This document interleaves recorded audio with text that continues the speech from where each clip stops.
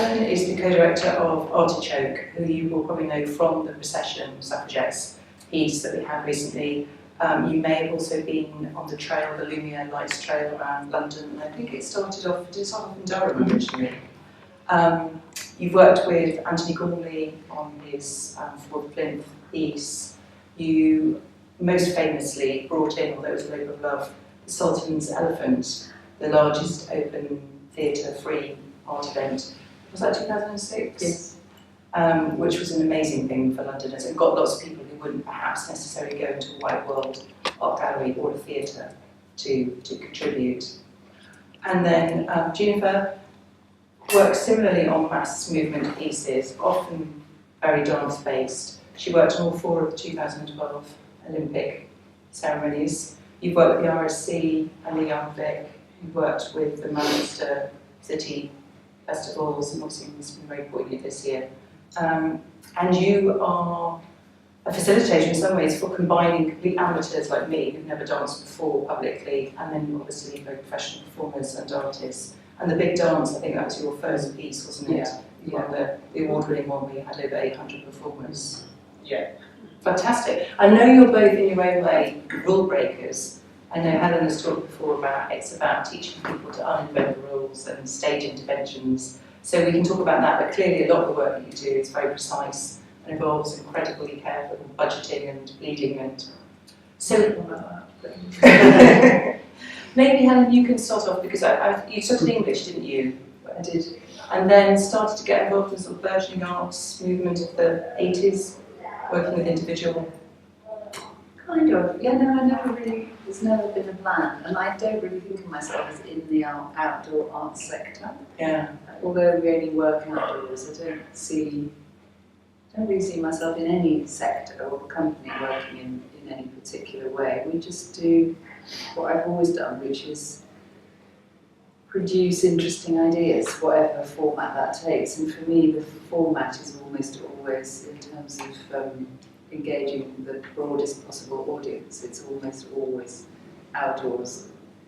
It's almost always free, it's almost always disruptive of everyday life, and it always has an artist at the centre. So not us, because we're producers and facilitators, but some bit of imagination that is somebody's idea that we're trying to make happen, whether we amplify the original idea or enhance it or do something.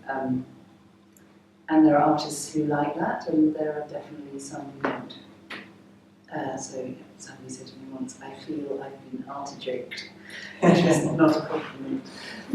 So I guess, yeah, the journey has been one of just accident, no plan. And I think it's very interesting, younger people in the room will imagine that there's an industry and a career and something to be had and all that sort of stuff. That's just not my experience. You have to remember that I started in a world where the mobile phone didn't exist. And if you want to get hold of somebody, you telephoned the telephone on your desk and they weren't in. There was no message machine, or you wrote a letter. So a world that's really very different from now, and I think the industry, if one calls it that, is also really different. And I get so many people who come and talk to us, I mean the company does, about how to do what we do. And it's really hard, I think, for people to imagine that they just have to do it. You can't wait for somebody to create an opportunity for them to be called a creative producer in a structure that will, have a clear career path. It doesn't seem to me to be how interesting things happen necessarily. Yeah, and I'm talking about mobile phones. I think you feel that it's quite important to get us off the screens, and you don't need much tech in that We sense. use a huge amount of tech and a big amount of digital, and we spend a fortune on all kinds of things that are tools to get an audience to the live event, but the live event is always live. So I'm not so interested in, the whole VR, AR revolution. I think that that's fine, but not for us. I think that we're sort of dinosaurs in a way. We're super analog in a digital world. And, I'm really interested in people being able to touch the person next to them and share public space in a way that they would never normally do. And you know, the thing about in the world of screen, you can go anywhere and you can see anything and you can be friends with anybody, but you can't actually feel anything, it seems to me. And so our work is always about creating a live moment that if you miss it, you missed it. You can see it on the screen, but it's not the same.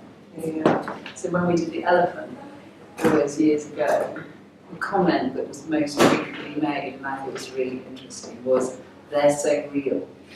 They so weren't real, they were so not real. They were made of steel and timber and pneumatic and hydraulics and all that kind of stuff. But there was a kind of magical suspension of disbelief that allowed people to think that this 24-foot high girl and this massive 3-story high elephant were somehow there. And it was because they were present. It wasn't that they were real, it was that you could smell them. Yeah, I know. I remember taking a teenager to Warhorse and they were like on their phone, not interested. You've got these sticks of wood on the stage, and then there's that amazing moment where the phone gets put down and they were absolutely going on. They were real horses, and it is very exciting. So you're along the way you trained as a teacher. Yeah. Obviously, you're a brilliant tutor in terms of getting people up to speed. They're told they've got 48 days or whatever to produce this amazing piece for the Olympics. Can you tell me how you encourage people to believe they can do it? Well, I suppose having the teaching background, I've always, since I was a little girl, been interested in teaching. I had younger siblings, and the moment they were born, I just had a love for them and was very interested in teaching them and getting them to do things, and was very excited about all of that. Years later, when I discovered my own passion for dance and went to school, I was very much inspired by my own dance teacher, someone who would always say, "You can, yes you can." And as a result of meeting this woman, and a couple of other women who have also had a massive influence on my life, I chose to do a performing arts course. And the reason was because I knew I loved dancing, but I also wanted to make my own decisions and wanted to have a sort of flexible career. I also loved teaching, so then after I did my performing arts course, I went on to do a teacher's training, and I started off at a very tough working class school in South London, where I think it just changed my life, because I was handed the young people who no one else in the school wanted, and they're the ones who came to do GCSE dance, and then truancy level went down because they actually came to my sessions. I broke all the rules. I took them from South London to North London, took them to the theatre, got them interested, and without realising it, I think that really solidified my feeling of what dance can do, how dance can change lives, and how me wanting to be a really good teacher so that I can influence young people just became ingrained in everything I did. So yeah, years later, because I'm here talking about outdoor arts, years later, having done lots of community events all over the place, no one really cared whether I was doing a community dance project or not, but I loved it. The big dance came along, and that was a real turning point for me, because when I was asked to do the big dance, at that time, the sort of 3 years previous to that, I just felt like nobody. I was a bit lost and didn't really know where I was going with my career. And I connected with a wonderful woman called June Gamble, who is a life coach. And she said, "What do you want?" And I said, I just want to get more of a creative career going. I feel as if there's too much admin. I can do, so I seem to do everything and haven't got a focus. So when I got the call for the big dance, where I was asked, we're looking for about 14 choreographers. Having done a few coaching sessions, I thought, right, okay, actually, who's going to look after those 14 choreographers? Because there's a lot of ego in the room if you get 14 choreographers. So I decided, so I put my hands up, suggested that I was artistic director, crossed my fingers, and thought I can do community. So even if it's 800 dancers, 44 different dance styles on Trafalgar Square, yeah, I can do it. I can get a team. I know how to do this. So really, that has been, how I've got to this stage where I can just look at anyone in the space here and say, yes, you can, and that's what I love doing. And the main thing is to say, if you go through a process of rehearsing, building your confidence, and putting your voice into a creative idea, that day when you come to perform it, you will not recognise yourself. And that's really special. You will not be the same person again. You will never forget that experience because it will be a wonderful experience if you commit to it. And then it doesn't matter if you want to be a dancer or not, but you will never forget it. And it's a wonderful feeling when you really excel and you feel proud of yourself and you know you're there and you're getting the praise and you feel really good about what you do. So that's how I get people. And for both of you, I mean, the very fact that it's happening outside, outdoors, very often disrupting the streets, or you're given permission to behave. The traffic has to stop. All the things we're told that can never happen in London. How much do you think that adds to the experience for the audience and the fact that they remember it? It's quite sort of magical experience. I don't think I've ever given permission, but somehow you take control of the space, working in collaboration with all the many agencies whose instinct is to always try and keep a city like London running along its routines, because that's their day job, is to make the number 38 bus go from Victoria to Hackney so that everyone can get on and get home. And I guess what we do is that our job is the exact opposite, which is to, on a big scale for an audience, create those unforgettable moments that mean that the routine, because nobody remembers, on your deathbed, you're not going to go, I caught the number 38 from Hackney to Victoria every day. You're going to go, I fell in love, or I remember when my kid first walked or spoke, or I was picked for a little dance project, or I was in the Rounders team, whatever it is.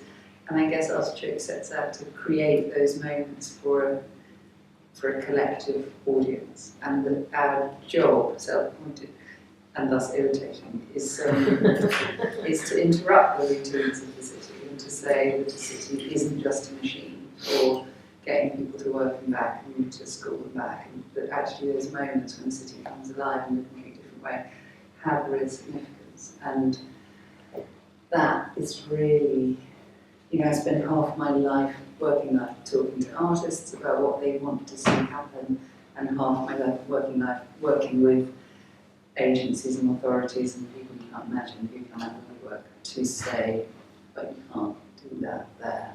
And the truth is you always can, because what everyone forgets is that the rules by which we live our lives and the way in which a city works, those rules are invented by us, for us, and we can change them if we want to. So there's no reason to say that Piccadilly has to be a place dominated by shopping and traffic.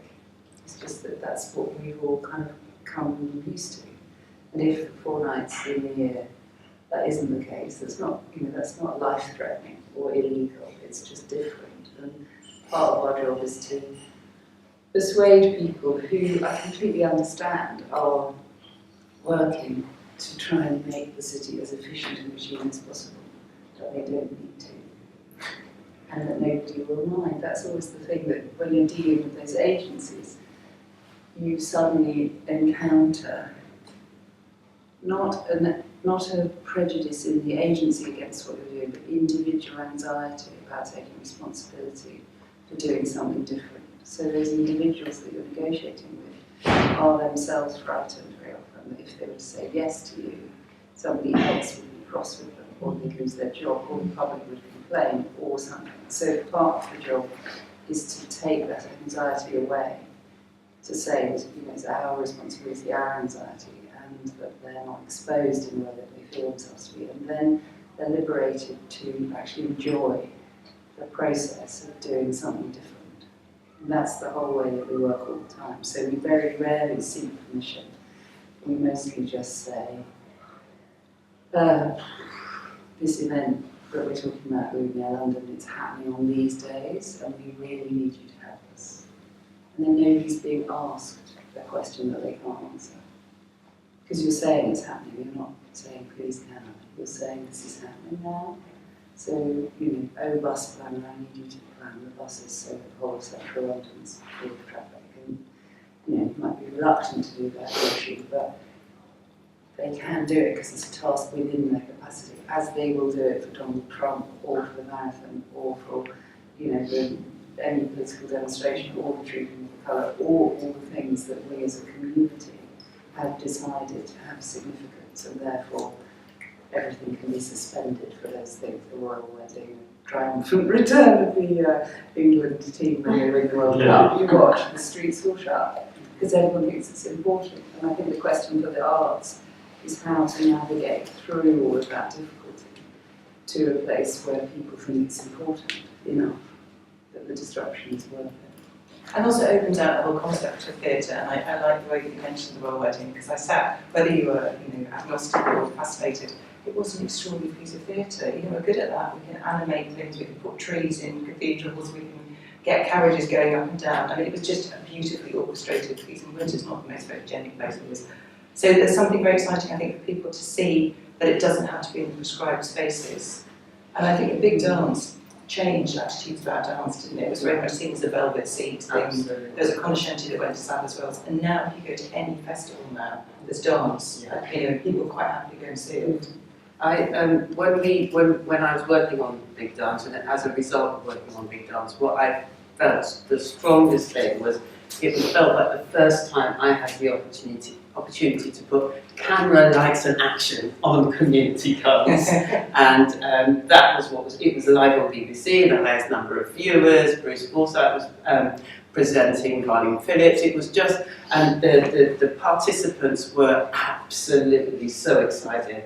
And as a result of that, they used it, they benefited from that experience, and many of them continued dancing and running projects. But I have to say, all what you talked about in terms of putting on an outdoor event, I thought, oh yeah, of course, that's what you do as a producer. You make my life very easy, because by the time I come to create, I don't have to worry about it, but bus plan. I just can spend time with the participants saying, yes, it's your space. Yeah, of course, Trafalgar Square will be completely free, and yeah, the buses won't run, the roads will be closed, and that's what we do. And it's fantastic, so I don't have any of those worries as the artist. I think the artist, I feel like we owe it to the artists to create the context that they need to do their best work. That's the job, is finding out what they need and how that might be produced, and then negotiating it. So Royal Deluxe, the company who did The Elephant, never once attended a meeting with anybody in London except us. Yeah. Because they would have been infuriated by what was going on. They probably would have killed people. and the community that they would have been having to talk to wouldn't have understood them. And so our job was to be the interpreter, not French-English, but the interpreter of the desire to. And that very first show, 2006, the first thing that we ever did, was so fantastically difficult, because nobody had ever, even the Drooping of the Colour is one afternoon. These things are, contained within time. And we were asking for 5 days of central London complete road closure in what they call the ceremonial route. So anyone who didn't see it, it was from Horse Guards Parade and the Mall through St James's, Piccadilly, Haymarket, Trafalgar Square, all closed, and everything around it rerouted.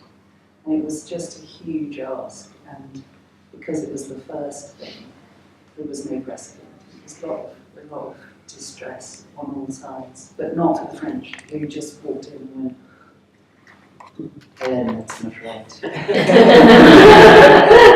for the audience, who I was one of them, who just thought, wow.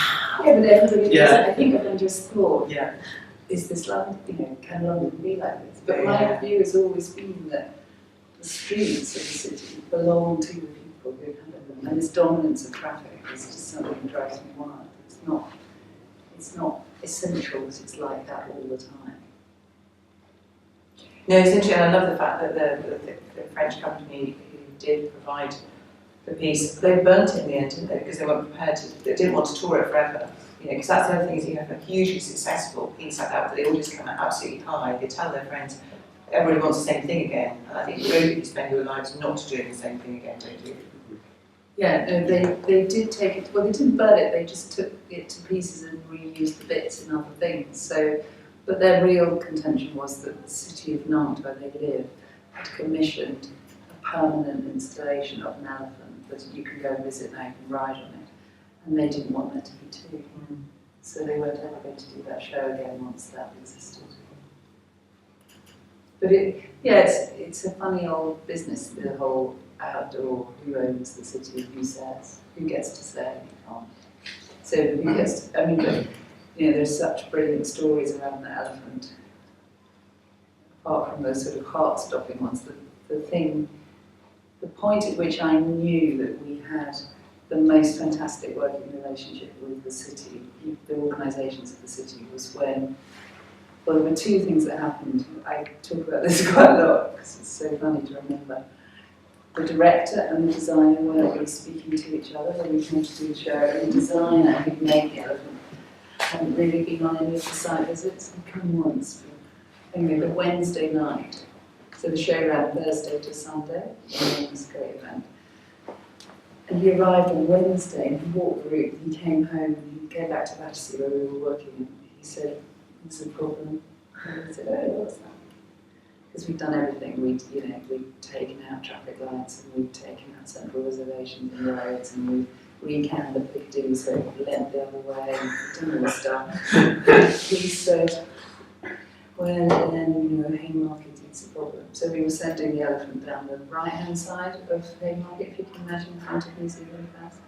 He said, "But the road, it's like this." And he said, "Yeah." And he said, "So the elephant is like this, it's parallel high, 40 feet. So at the bottom it leans 2 centimetres, and at the top it leans 2 metres, and I think it'll fall over." Oh. So that's the night before we started. So, anyway, so it comes down Haymarket on the Saturday. There's like 100 million people watching, running line, all that kind of stuff. And then it turns left into Pall Mall East, which you must know, which is where Canada House starts. And before you get to Canada House, there are these trees.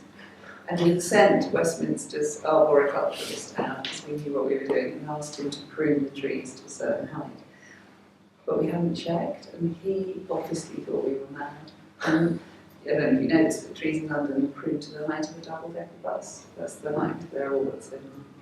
And this was twice as high as double-decker bus. Anyway, so we turned the corner with the elephant and the audience, and the branches of the trees going. And on the other side was Peter Hewitt, the Chief Executive of the Arts Council, David Lamb, the Culture Minister, and the Deputy Mayor of London, waiting to do a speech of welcome. And we were here, and they were there. It was like millions. And then what do you do? Okay, this is your test. What do you do? Chainsaw the trees.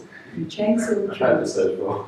Yeah. So you have at the back of the parade elephant engine a little white van full of so many bits of equipment and chainsaw up the elephant to the performer on the top, with everyone watching cuts of the tree branches. Everyone thought it was part of the show.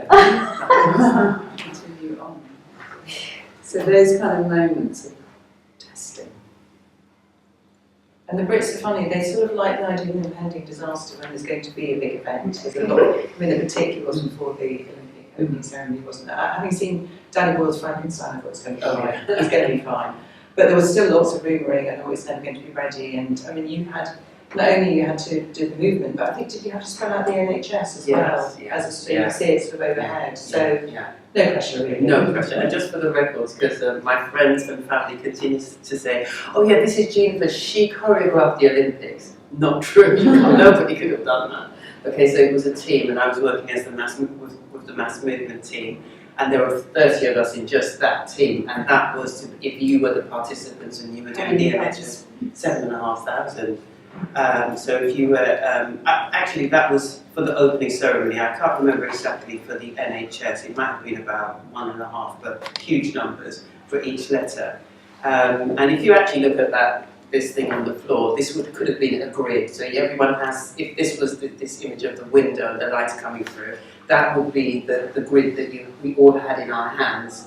Okay, so we call them charts, and we were charting. So, you might say to me, "Where am I standing?" I'd say, "You're in A-2, and you have to go and stand in that position." And there'd be someone on the radio saying, "A-2, move to the left a bit to straighten up that N." So it was quite incredible. But yeah, I mean, it was a huge team, and everybody. How long were you rehearsing? 26. I was engaged for 26 weeks from auditioning participants right through to the final closing ceremony of the Paralympics. But the main bulk of the rehearsals for the participants for the opening ceremony started in April, and of course it happened in the summer, so yeah, it's quite incredible. Yeah, so. Well, if I can get you to do Agnes's special quickfire series of questions without thought, just say what you think. And then I'm sure that'll bring us some stuff and we could open it out to all of you as well to ask questions, which would be brilliant. Okay, so Helen, what's your earliest memory of seeing something outdoors?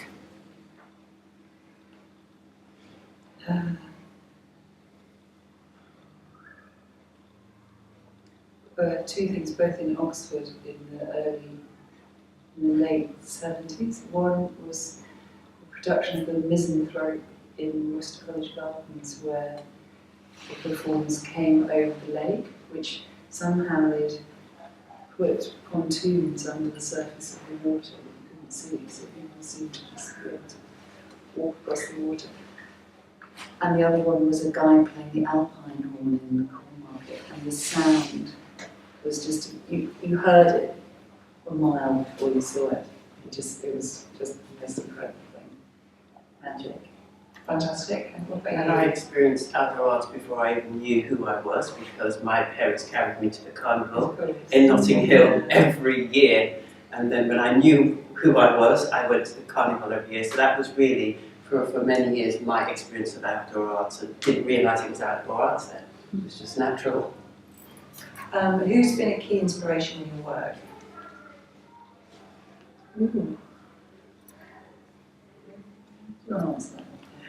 Well, it's my dance teacher who said, yes, you can. And the other lady who ran a college called Weekend Arts College, which was to allow young people who couldn't afford very expensive classes to attend.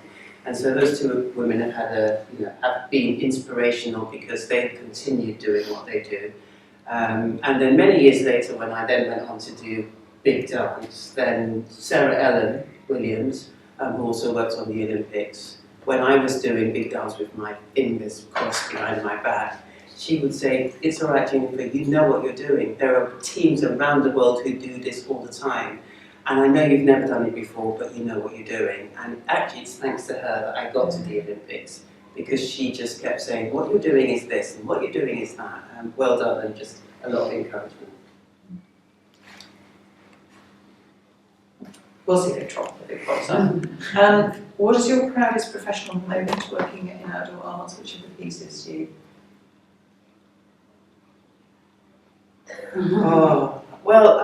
The big dance was always because it was the first, but years later, right as part of Greenwich+Docklands International Festival, I created a piece called Aim High, which was for 100 young men, and that was part of my Tomorrow's Men project, which is about using dance as a tool to help young men re-engage in their education.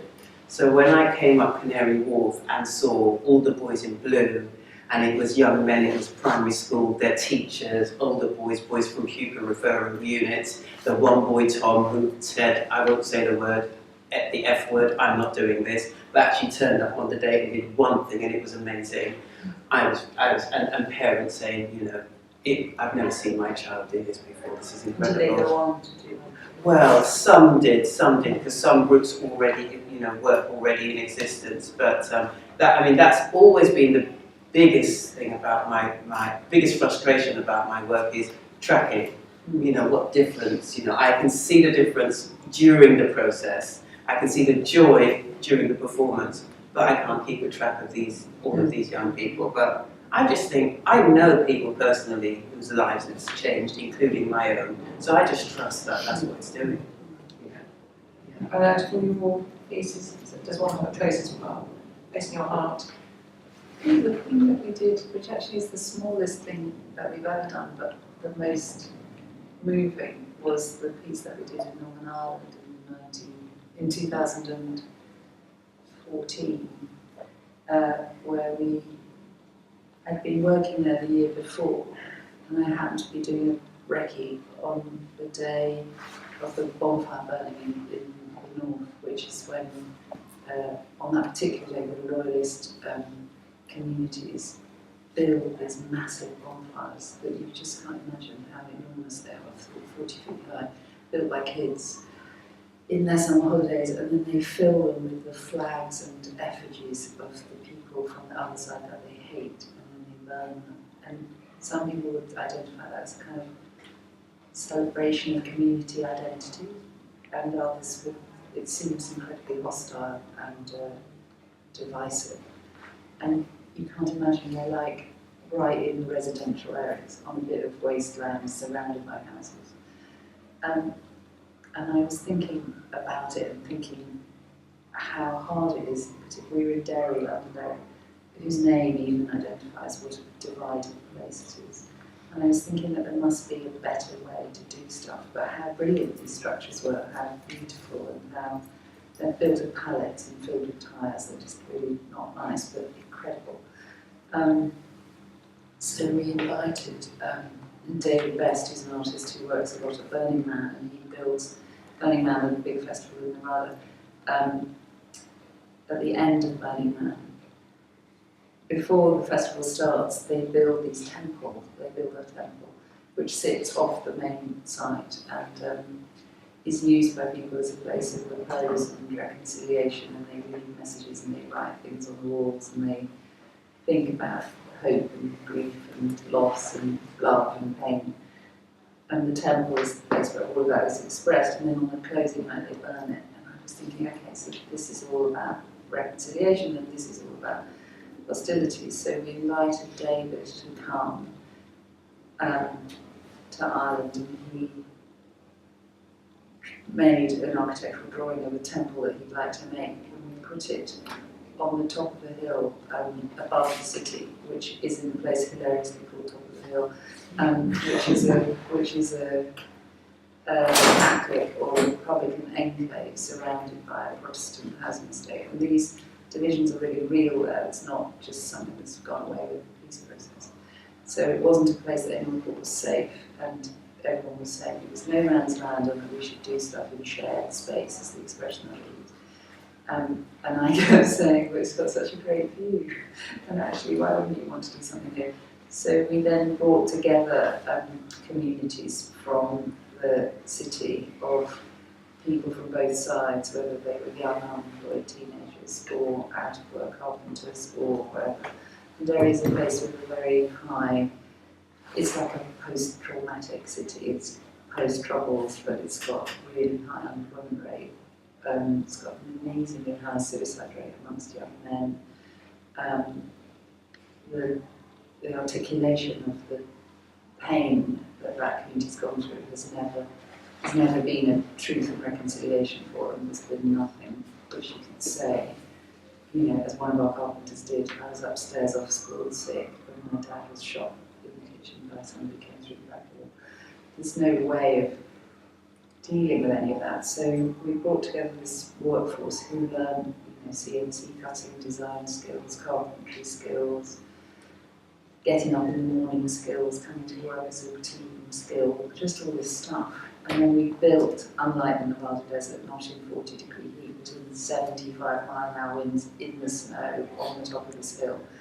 This 70-foot high, amazing structure. If you go on the website, it's really the most beautiful thing. And everybody had said that nobody will come because it's a long place. But it was in this amazing straight line, which was also not an accident, with the other cathedrals. So there's a Catholic cathedral and a Protestant cathedral, and then high up on the hill, our temple, looking out over the city and over the sea and out to the mountains. And 65,000 people came. And they came, one primary school, 426 little people were walked uphill by their mistress. And everybody left messages and said things like you couldn't believe they were really saying out loud, and they left memorials to people who died, and woman left a whole diary of domestic violence that she'd been keeping, that she'd put into the temple, and it was just an amazing thing. And then, this is a bit where I was crying, so I'll try not to. We got to know beforehand a policeman, a really lovely guy called Tony Callahan, he was a Catholic, and he joined the police force when he saw a classroom full of police officers blown up. The IUC, the police force that used to exist in Northern Ireland, was largely a Protestant force, and he joined it as a young Catholic. because he wanted to make the world better. And then when the peace process came, the IUC was abolished, and he then transferred to the PSNI, the Police Service of Northern Ireland. But it's still a really problematic relationship, particularly with some communities. And he came, it's a very long answer, sorry. He came up to the site when we were building in the cities, and we were saying, Tony, you should come back, I'm sure there's something that you want to put in the temple. So it became like a sort of shrine. Anyway, he didn't really say anything, and then I was in a meeting in the community centre and got a phone call saying, come now, come now. So I went racing up the hill, and Tony had arrived on site in his uniform. So the top of the hill is not a place where the PSNI really operate. But he was in his uniform with 2 other police officers, and these 2 old people that were getting out of the car, and the community organiser was standing next to me going, I don't believe him. And I was going, what? It's nice he's come to make me my dinners. And he said, I'm in wearing guns, which is unheard of, especially there. And they were all detooled. He'd obviously decided that this was going to be a moment. And he had told me before about a young police officer that they had who had been killed in a joyride incident. And when they put a photograph in the paper of her, not in a police mugshot, but like a smiling photograph at somebody's wedding, they got this sort of outpouring of sympathy. So he'd gone off, who knew, and he'd had made a plaque, which was that picture of her, and it said Philip Reynolds' daughter, colleague, friend. And it's very And he'd brought her parents. Sorry, it was just a very odd moment. So they walked from his car with these police officers and her parents into the temple, which was full of people who normally would hate him. And everybody just stopped. And they put this plaque in the centre of the sort of altar piece. And then everyone just anyway, so that was a good moment. Anyway, then last today we burnt it. But it must change the spirit of that place. You know, the very fact that the whole town had been there. Yeah, no, but I don't know why it was so incredibly moving. It was because of the generosity of the people who were hosting actually, the community around that site were fantastically hostile because of the treatment and the history of the place to the police and all that kind of stuff. And yet, this artwork allowed people just to be human, and that was kind of incredibly moving to see.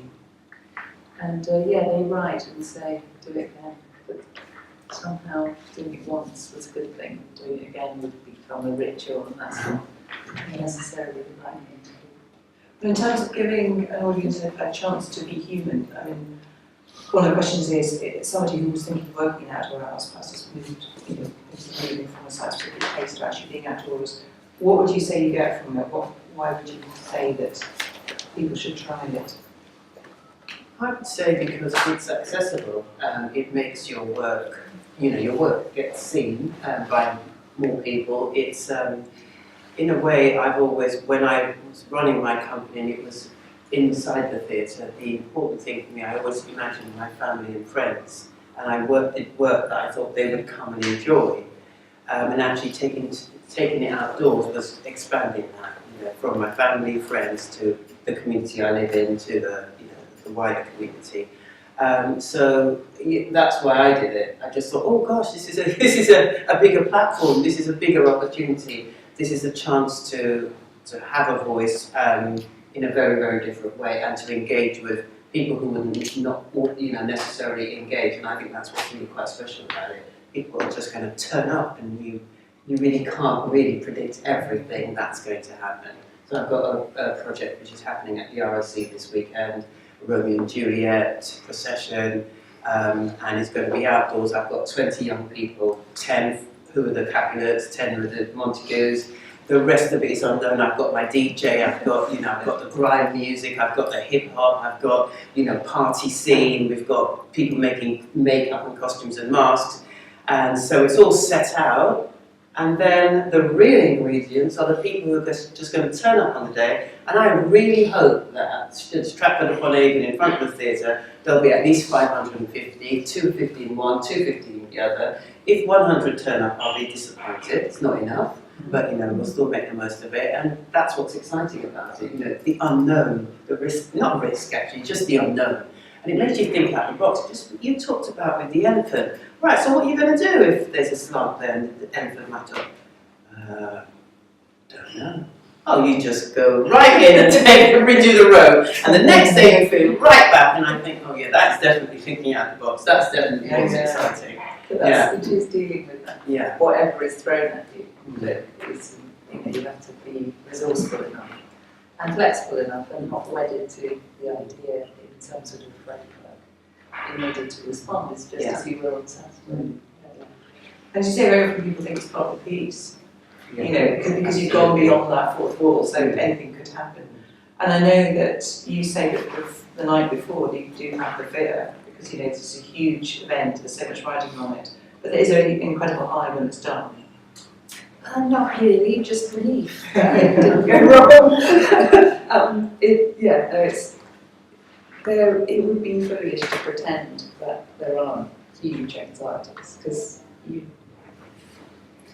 usually I'm not worried about the working, because we work with technicians and people at the absolute top of their profession. So the kind of people that you were working with on the Olympics and the people that we work with in these daft, big, free outdoor events, which is why they cost a fortune, because I won't compromise the production values or the skills that we need to. You know, if you saw in Lumiere London in 2016, the massive Janet Ackerman piece that we flew in Oxford Circus, the huge net that was projected on. I mean, just the doing of that required people who are real experts and brave and just very complicated piece of work to do. So, yeah, but I never worry so much that the thing isn't going to work as how, I mean, the real anxiety is just making sure everyone gets home safely. Yeah. And that, if you're doing the scale of work that we're doing in the cities where we work, particularly London, the whole issue around counter-terrorism and all that stuff wasn't around when I started doing this, but it's very present now. So if you're going to fill a street with 50,000 people, you have to be working with the Met on preventative measures that will protect all those people. And none of the people there, I hope that nobody who was there on Sunday knew anything about what we were doing to keep them safe, but we were certainly doing things. That's fantastic. Well, let's throw it open.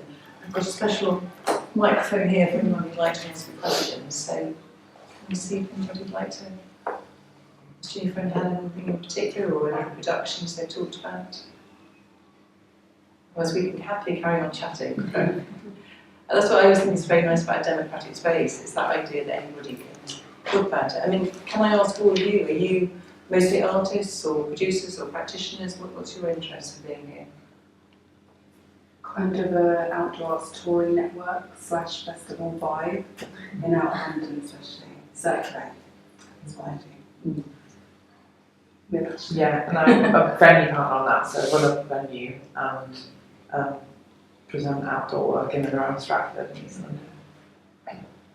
So do you recognise some of the headaches that we, Yeah, the artistic headaches we're describing? Yeah, I'm thinking not worrying about the artist or the work, but the other logistic things that could happen that you hope audiences will never notice or know anything about. And they don't.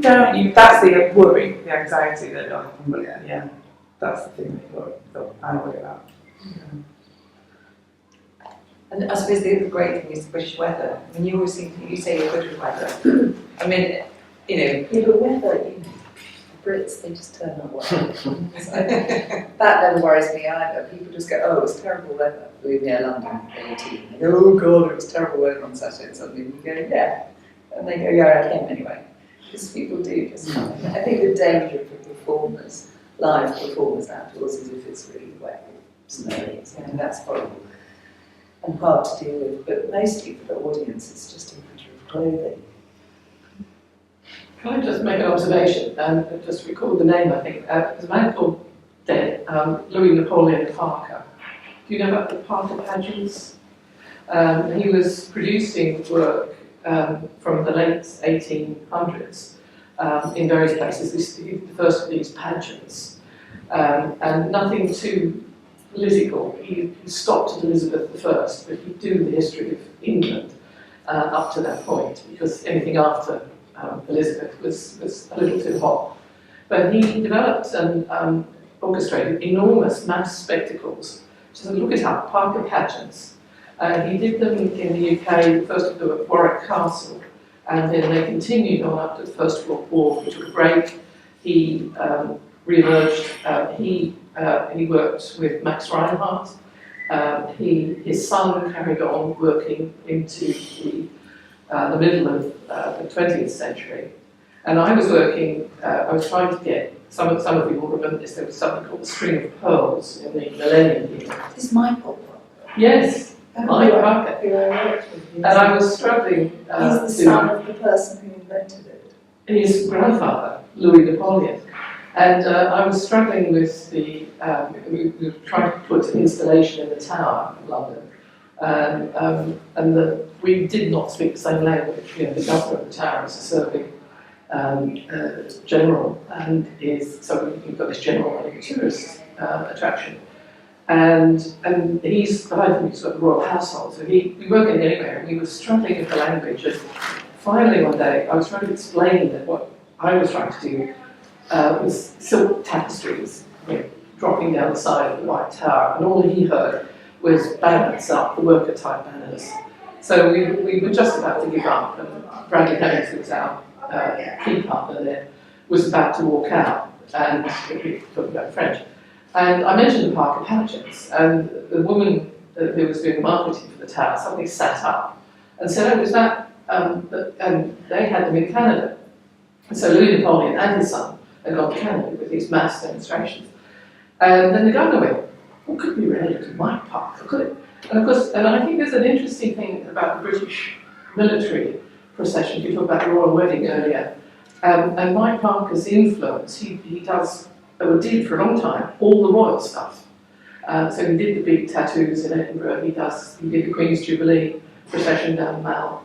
And I think there's a very interesting connect between that mass demonstration, some of which were very rigid, they didn't let performers move very much at all. So they were tableau rather than live performance. And I saw those Blue Boys. So it wasn't that dynamic, but it was something else. And I think there is an interesting connection in Britain between that military and the more popular stuff that we represent in a way. Certainly London, there's this thing, if you do anything in central London that's on a large scale, you have to talk to something called the LOSPG, which is the Licensing Operation Safety Planning Group, which is an accumulation of all the agencies, so Barclays, Ambulance Council, GLA, Diplomatic Protections, we know, whoever relates them. And that was invented for VE and VJ Day, which Michael did with Unusual, who worked with us in terms of logistics. So that grouping was brought together in order that London could, through the agencies, plan its response to mass crowds, or VE Day was the celebration of victory in Europe, and VJ victory, the Japanese victory. So the planning response in London stems directly from those big military or semi-official. And his grandfather was the theatre man. Amazing. Yeah. Fantastic. Well, thank you very much. Someone's supposed to go away and look up. And I know I was thinking, We found it. for your sort of presentation, you have talked about Jane Littlewood and this sort of. Have I? I think you haven't. We did, when I was in Salisbury, I used to run the Salisbury Festival, which was like a middle of the road music thing, and then I mucked around with it a bit. And I managed to persuade the army, who surround Salisbury in a rather interesting way, to let us produce the National Theatre's production of Oh What a Lovely War on Tidworth Parade Ground. So this massive big top appeared like the circus coming to town, and then there was this huge anti-war play, 60s play, But to get there, you had to go through all these military checkpoint places and through barracks and all that kind of stuff. So it's a very weird conjunction. And persuading the army to let us do that was huge. And persuading the National Theatre that they wanted to come to what they thought was a sort of rural hot Wiltshire, whereas actually those army barracks are worse than any inner city place that you might go and work. So it was sort of confounding everybody's expectations by jamming the two things together. And they got on the Today programme and everyone was happy. So we're not like that anymore. We're terribly liberal. But it was always working. I've always been interested in working to undermine institutions in terms of what their expectations are about what they're capable of doing. Because as you said, the military is amazingly shooting for doing stuff. Just divert them from the stuff that they want to do. Things that are more interesting. Oh, well, thank you very much indeed. I think we're on quite a strict schedule where the next sort of panel discussion needs to come in, but thank you very much indeed to both Helen and Jeanefer, and it's been fascinating, and I shall look at your pieces in the future with full horror of all the work that you've been doing. Thank you very much.